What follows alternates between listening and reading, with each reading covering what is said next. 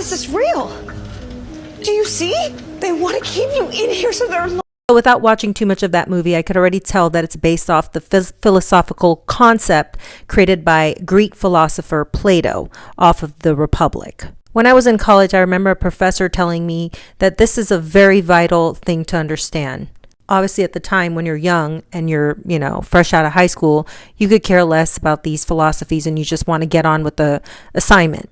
But now watching a lot of these type of movies nowadays, that they're trying to tell us straight to our face what they're doing. It's kind of like not just predictive programming, but kind of reminding us or seeing who will awaken. In short, the story of the allegory is that Plato describes a group of people chained inside this cave since childhood, facing a wall. They are unable to see anything that is not in front of them.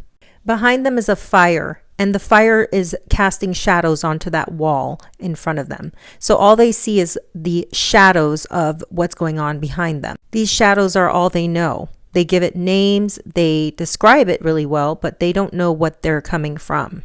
Their understanding of the world is limited to these fleeting objects that they see on the wall.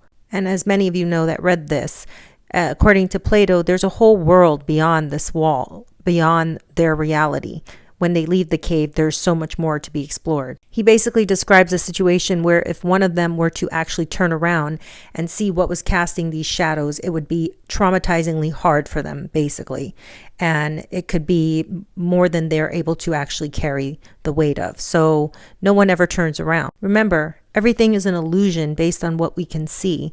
And given that we can only see a small percentage out of our eyes anyway, are we really seeing the truth? Plato uses this allegory to talk to people about themselves and being trapped as prisoners. It represents the ordinary people in the world, the ones that just go along to get along. This is something we're seeing more of every day.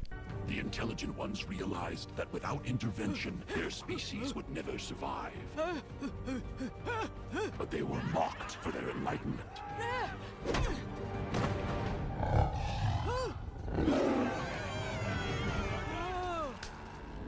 People that refuse to listen to anybody else because their views are too perplexing for them to understand.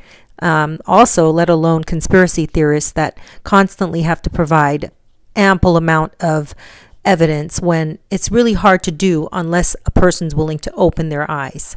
By turning away from the wall and facing the sunlight, people are taking risks. These are seen as the philosophers in life, the people who are seeking or hungry for higher knowledge and questing to find out the truths of this world. Overall, the whole allegory serves as a metaphorical analogy to help us find ourselves. But here's the takeaway and why this is important. No matter how much we watch these videos or these movies on YouTube, there are people still blinded by what's in front of them and refuse to take a risk and venture out into something that maybe is foreign to them or they don't really know.